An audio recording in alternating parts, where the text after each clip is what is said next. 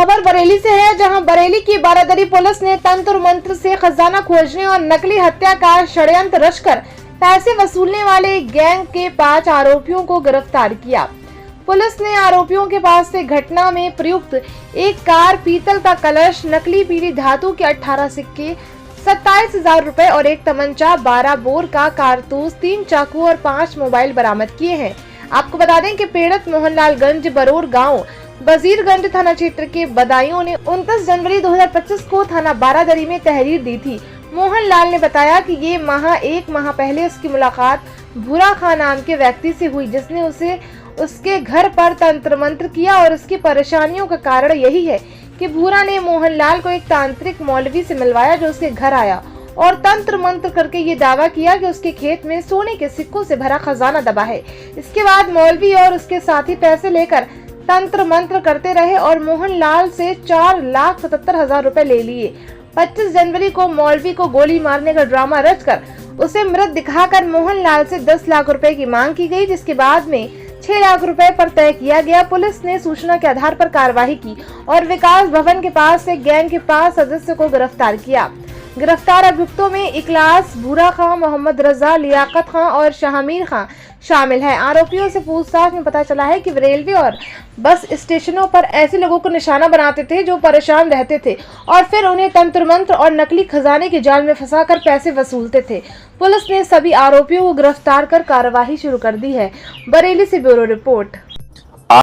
आज बारादरी पुलिस ने तंत्र मंत्र करके खजाना खोजने वाले और अपनी ही मृत्यु का षड्यंत्र करके लोगों से पैसा ऐंठने वाले एक गैंग का पर्दाफाश किया है।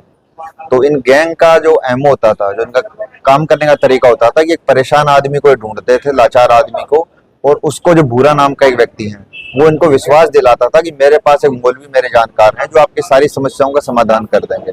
फिर मौलवी जी अपने साथियों के साथ इनसे मिलते थे और इनसे पैसा लेते रहते थे कि आपके घर में सारी समस्याएं दूर कर देंगे और गड़ा हुआ खजाना आपको ढूंढ के देंगे।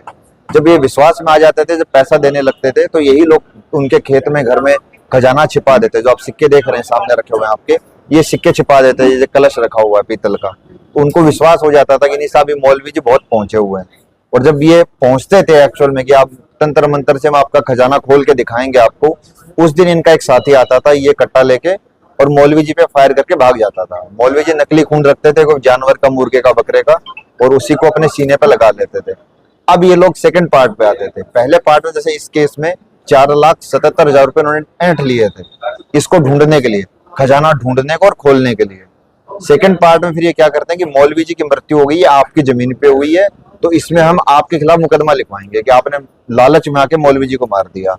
फिर आदमी डर जाता था, तो मौलवी जी की मरी हुई की फोटो भेजते थे, डेड बॉडी की फोटो भेजते थे और उनको बताते थे कि अब इसका आपके खिलाफ मर्डर का केस होगा। इन्हीं में से एक आदमी फिर मीडिएटर बनता था, जो उस एरिया का प्रधान बन के आता था कि मैं आपका समझौता करवा दूंगा। तो जैसे ये केस है, इसमें 6 लाख रुपए में इनका समझौता तय हुआ। 25 तारीख को एक घटना हुई मर्डर वाली, जो बनाया इन्होंने, 29 तारीख को पैसा देना था इनको। चूंकि ये पैसा दे नहीं पा रहे थे 6 लाख, तो इन्होंने पुलिस की मदद ली और पुलिस ने मुखबिरों की तहत एक बहुत अच्छी कार्रवाई करते हुए इन 5 लोगों को, जो भी पैसा लेने आ रहे थे 6 लाख, तो इनको गिरफ्तार कर लिया। तो इनके साथ में कुल मिला के 5 लोग मिले हैं। इनके पास से 27,000 रुपए बरामद हुए हैं और एक कट्टा तमंचा बरामद हुआ है 12 बोर का, और इसके साथ एक जिंदा कारतूस बरामद हुआ है।